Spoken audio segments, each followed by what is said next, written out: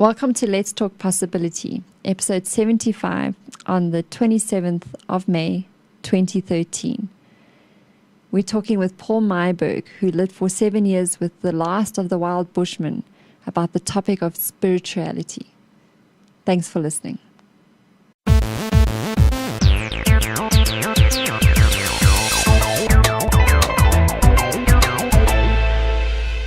Welcome to Let's Talk Possibility, where we explore ideas, challenge thinking, and inspire action. I'm Telana Simpson, and with me in studio is Paul Myburgh. Here in the Kalahari, where the spirit is alone with itself, one can see what is true and eternal. To live in the vastness of the desert, in this way, is to face into infinity, and when there is nothing that reflects back at you, you are forced to look within, to where everything you are and everything you are not stands before you, that you may choose, knowing that your every thought will become a creation. This is a paragraph from Paul Myburgh's book, The Bushman Winter Has Come, which has just been published. In this, he shares his 7 years living with the last of the wild Bushmen. And Paul, I know you're trying to teach me how to say the name of the tribe of Bushmen is the Gwi Kalahari Bushmen. So part of your background is spending this time with the Bushmen and now recently writing a book about that experience. But you also did a lot in documentary. You've won awards for some of the documentaries you've made. So your background is very varied in recording a lot about people. And that expert I chose from your book was, for me, the part about, it sounds like when you were there in the Kalahari, when there's nothing much around to distract you like there is in this modern world, you went inwards. You learned a lot more about yourself from not only your relationship with the Bushmen that you got to know so well, but also because there are less distractions, I'm assuming, in the Kalahari, because it's so vast and that you got to know yourself. And that, for me, it sounds like a very kind of spiritual experience. And that, so maybe just to start off with would be to ask you what was your experience of that, but also what is spirituality in this word that we talk about so much? It's such a big question, and one can and should answer it in so many ways. We live in a world, of course, in which we bandy words around with such ease, words which really mean not much more than just concepts in our heads. And the fact of spirituality, the activity of spirituality in human beings is so much more than that. It's not an idea, it's not a concept, it's not a clever word, it's not a decoy, it's an inner activity, it's a fact of being. And so it is not something that one speaks of any more than one does. And the fact of it must live inside the human being and express into the world that way, in how you speak and use your words and the thoughts from which they generate. Spirituality is, I suppose one might say, a clear and conscious relationship with that which is invisible and that which is spiritual. It is that which rises above and is the gestalt of all of the orthodox religions put together. It is a relationship with what all humans think of as God. The name not important, but the fact that there is a divine force, a divine power that stands over and above all that lives in this cosmos, not just on the earth, and therefore in everything that lives upon the earth. It is that beacon of life that stands behind and compels the rising of humanity and all life. And it is that being and force that stands above and in front of all of humanity and compels us forward to become more than we are, and to once again know consciously that divine place where we began. Spirituality is a very big thought. It is, and I mean, you've touched on so many aspects already that are involved in that thought. So what's quite interesting for me is there almost seems to be within the collective. So if you look around in the amount of magazines and movies and books and what people are talking about, there's almost like an awakening that's happened over the last couple of years. People are talking more and more about spirituality, and there's all those new age and topics and all of that that's popped up. So what's happening now then within the human race in terms of our spirituality? If one, if we look at what is spiritually and proposes to be right, and about what is light and good and truthful, and then one must also look at what opposes that. One must look at the adversarial forces, those forces that would veil and darken the spiritual impulse, those forces that would stop the spiritual evolution of humanity. So if one looks at spirituality in the world today, you see quite clearly that a mass of humanity, a mass of well-intended humanity is often so effectively decoyed by that which appropriates any spiritual inclination, repackages it, darkens it, and sells it back at a premium. If you look, for instance, at the entire New Age movement as such, a mass of very well-intended human beings who bring something into the world, who follow an impulse into the world and propagate this impulse, but that impulse then appropriated by the adversarial forces, taken, repackaged, sold back at a premium, so that New Age becomes a commercial idea, a commercial concept, and those original well-intended humans so often decoyed into the very realm that opposes what starts the impulse. And if you look at, I see dozens of people wandering around presuming that because they eat organic food, they are therefore spiritual. Because they can afford organic food, they are therefore spiritual. People that recycle, and because they recycle, they are spiritual. So spirituality becomes, in our modern world, very much an outer appropriated concept. And a lot of wonderful humans get decoyed and taken out of and taken away from the real inner work. And the inner work is where this task must be served, where this battle can be won. It is an inside task. It is not something that trots around outside in a conceptual world of negotiation and debate. Just the word spirit is, you can stop so many people using this word and ask them, what is spirit? What is spirit as opposed to soul? How is the human constituted in terms of body, soul, and spirit? Which relates to the other in which way? And so there's a lot of confusion, and there's a lot of accepted conceptual information out there, which all too often stops the real understanding of what the inner human journey is for, and the greater task of humanity in rising against everything that stands in the path of human spiritual evolution.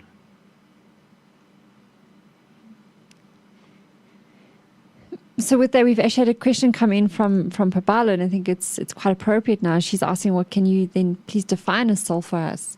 And it'd be quite interesting to hear maybe the difference between soul and spirit. I can define it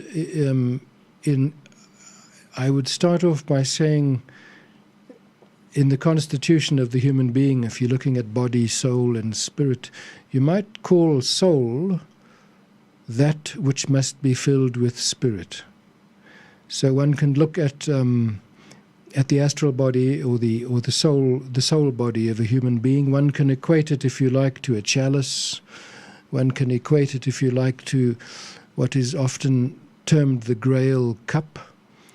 And one must understand that in living in this physical world, in this immersion in matter, this soul that incarnates and lives in a physical body on this earth, your task is to bring spirit into soul. Soul is that which must be filled with spirit through living experience. Okay. So would that be like then the spirit with which I then engage in the experience that I have? So whether it's I bring a loving kind of energy towards an interaction that I'm having, versus in a sense, it's one must look at it more cosmically to get a clear grasp of the relationship between soul and spirit. Soul would be that part of your being that continues through life cycles, that continues into the world of spirit when you pass from the physical world, and when you're reborn into the physical world and then you die, you are born into the spiritual world, and it is the soul that continues that journey. Mm-hmm. And in all of its continuings and in every reincarnation back into the physical world, the soul has the opportunity in a physical realm to again incarnate further spirit into the soul, to fill that soul with more, to through the soul to work spirit into matter. I mean, it's a question in terms of, if one looks at the human,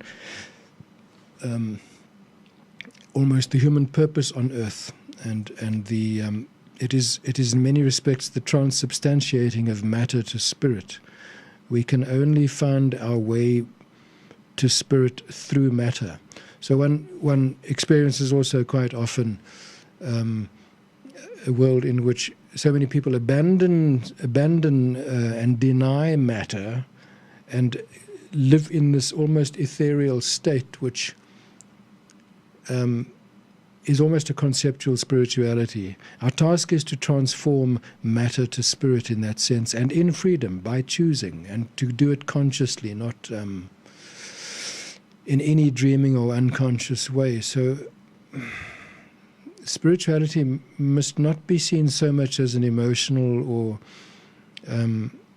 a loving exchange between humans on a simple level, which it is also, but one must grasp clearly that there is something far greater and cosmic here that is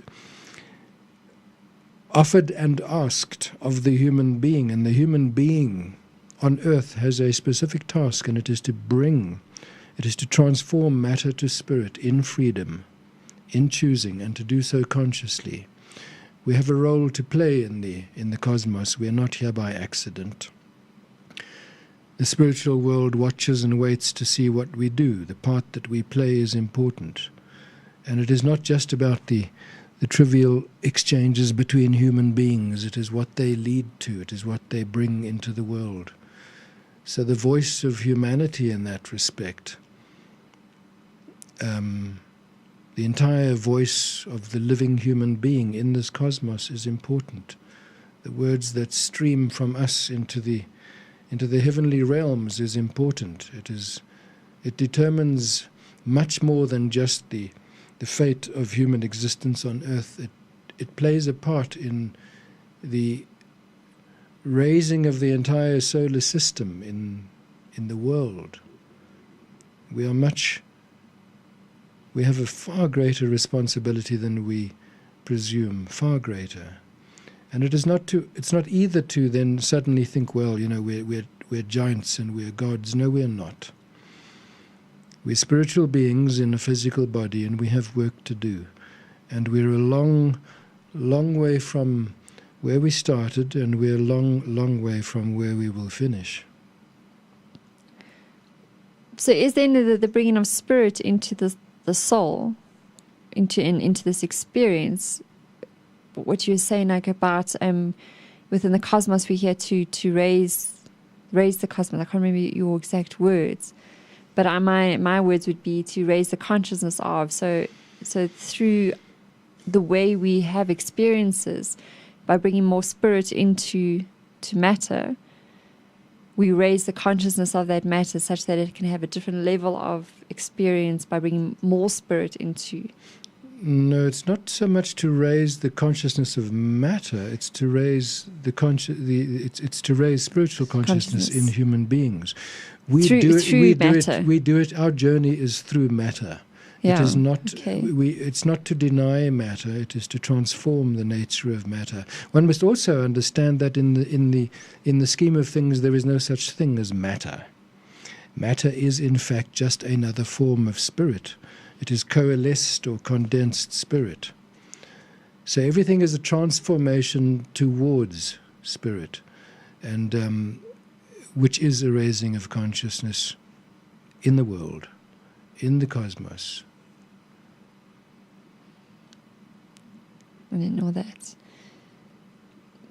So then one of my other questions was, how important then are our relationships to that raising of consciousness? So to I call it spiritual growth, because that's a word that a lot of people use.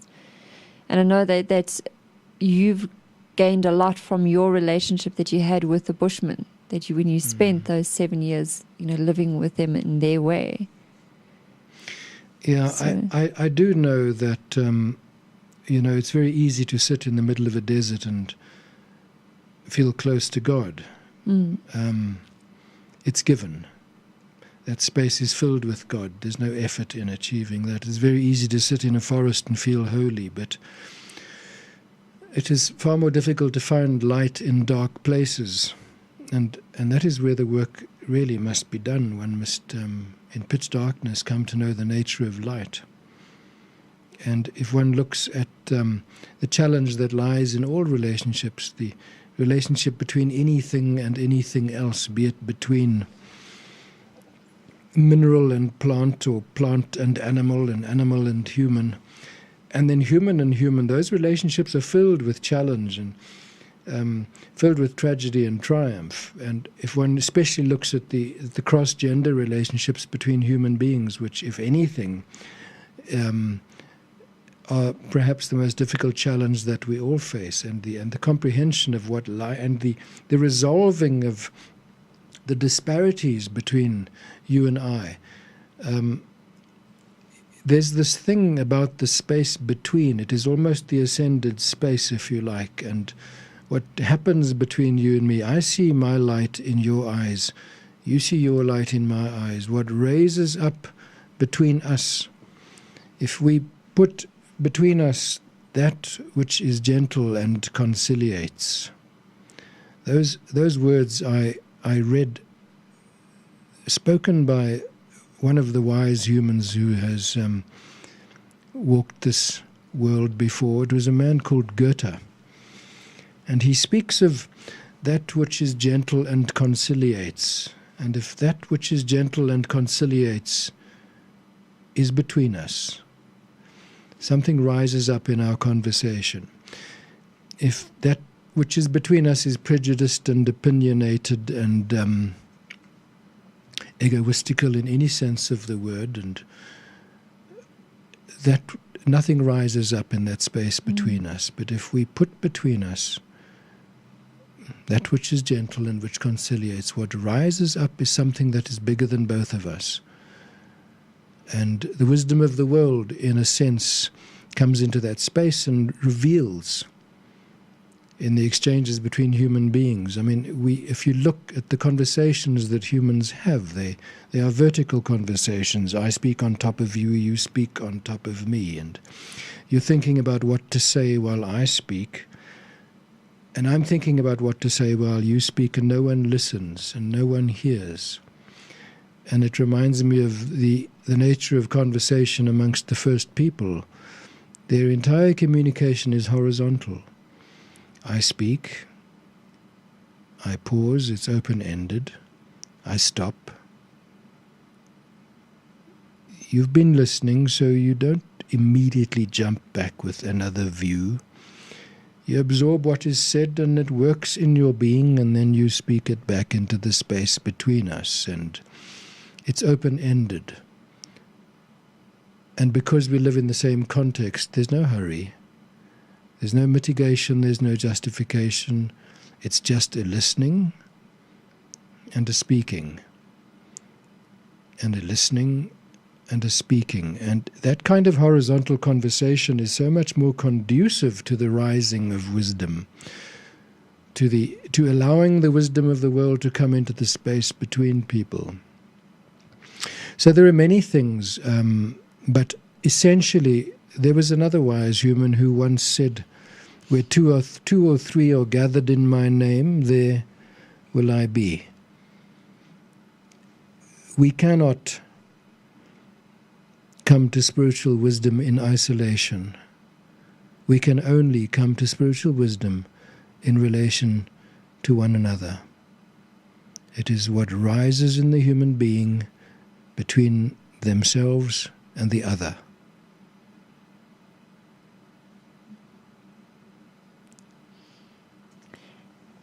And isn't it, it's to create that space and to be willing not to bring your prejudice into the conversation and all your, what am I going to say next, and focusing on ourselves, but just to really just listen, as you were saying, and receive another person.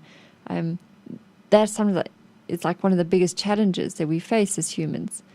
Because we're so concerned about ourselves and vulnerable, scared of being vulnerable in that kind of space, or worried about what someone else would think about us, or not much more is coming to mind right now. But I always just find people say relationships are we're all drawn to relate to people, and yet people say it's the most difficult thing. It is, and it must be. I mean, the path to any wisdom or to any truth, it is not supposed to be easy. I mean, when one considers the nature of the reward, you understand how hard you must work for it. There are 1,000 obstacles to transform, overcome. There are 1,000 lessons to learn. None of this comes easily. It is not supposed to. We live in a world of quick fix where people ask, how do I do this? Which way do I go? Where do I... You just begin. You put your first foot forward, and you it's an inner journey. It's not something that you can acquire through a book or one exchange or one weekend's spiritual healing or something else. It is a meticulous and astute and diligent searching within, and finding and following signposts that really matter, and learning to look behind what is presented, learning to think through what is said, and learning to listen to what is not said. And when you look at the other, look at the soul behind the eyes, and ask yourself, who is this human? Who is the soul that sits opposite me here? Do I respond to what is coming out of your mouth, or do I look behind? And do I try to answer questions that are rising up in that being? Do I listen in a different way? Do I look at you, or do I open my eyes that you can come in?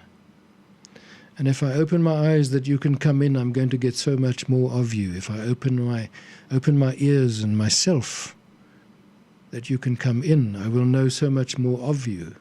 So there are ways of exchange here, and the fundamental principle is really just how one positions oneself in the world, how one positions oneself in relation to other human beings, and understanding that the space between anything and anything else, and I and the other, is where wisdom arises. Not out of me. It's not my opinion to be told to you. It is what arises between us. So relationship is utterly important to the evolving of the spiritual nature in human beings. Relationship between anything and anything else. It is a community of life. It is my observance, my knowledge, and my relationship with the animal kingdom. My gratitude to the kingdoms that came before me, upon which I stand. My gratitude to the mineral kingdom, upon which the plant kingdom depends and stands, upon which the animal kingdom depends and stands, and upon those three kingdoms I stand and depend. Without them I would not be. My knowledge of that redeems their sacrifice. And that's the community of life. The community of life is this understood and acknowledged relationship between all things. And it is not a fanciful idea. It is a fact of existence. It is the fundamental fact of life. We can live outside of that equation, or we can live within that equation. We live within that equation. We have an understanding of that which lies before us, that which walked before us, and that which beckons from ahead of us. We understand the divine place from which we began unconsciously, and we understand the divine place which lies in front of us consciously. The modern human, as opposed to the first people and those that came before them, the ancient race, they came out of a dreaming consciousness. They lived in a paradisial world, a God-given place where they were interconnected with everything, with a certain atavistic clairvoyance, a knowledge of all things but not earned. It was a knowledge God-given. Our task as wide-awake, thinking, modern human beings, wide-awake consciousness people, is to know, is to consciously choose that, it's to find our way to that divine world by choice, understanding consequence and taking the responsibility. And in that way, the descent, the fall from grace, if you like, the separation from oneness, this descent is really an ascent to light, to right. It is a journey forward to where we came from, but consciously, in choosing and in freedom.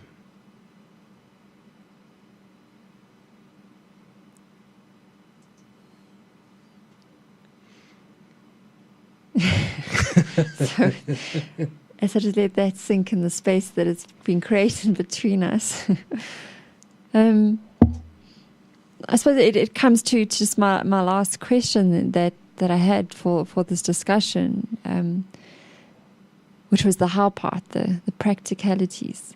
So now you spoke a lot about, we have to choose to have this knowledge, to choose to find it as well as to live within it, and move forward, bringing more spirit with us. So if I wanted to develop more of that, if I wanted to choose it, how is it just I choose it? I mean, how do I develop that ability more? How do I grow spiritually in a more conscious way? Well, you're doing it right now. You're in this conversation, and one has these opportunities of conversation right through life. It is how you relate with anyone and anything.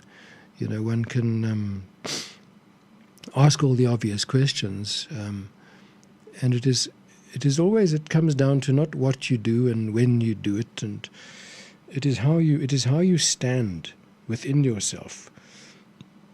It's an inner position that determines the nature of that which follows outside, in a sense. And it's not to be fanciful and obscure here, but the real, when one speaks of what is invisible, people get instantly confused. And I say, no, what is invisible also exists. And what is unknown is also true. And one must engage in the world of spirit just in the same way and with the same diligence that science engages in the physical world. It's not a conceptual exploration. It's not something that you can just get a few nice phrases and a few nice ideas. One needs to understand what you're talking about. If you're speaking of soul search, the literature exists, and then wade through that which is 80% true and that which resonates deeply inside you and to be true. Truth has a weight. It resonates when you hear it. You know that you're hearing something true. Find a way of penetrating with your thinking and with your listening, that you become more and more adept at determining the difference between truth and almost truth. it's a vast, vast difference. Truth is almost as inappropriate as a lie. And we live in a world where so much almost truth, so much almost truth is bandied about and sold as the real deal. Mm-hmm. And it is as misleading, it is as deception. In fact, it is more deceptive than an outright lie. A lie you can identify, you can see plainly it's not the way to go. But these conceptual truths that float around out of context and from individual prejudice, one has to be so careful. The challenges that face modern humanity are challenges that did not face people before in the same way. We are up against a massive array of adversarial forces that would detract human spiritual evolution, that would stop this journey forward. An astute diligence is required of us. An astute diligence. One has to really train oneself in the science of spirit. I'm trying so hard not to be wordy on this, and but it is. I have to just emphasize again and again and again. It's a very difficult simple.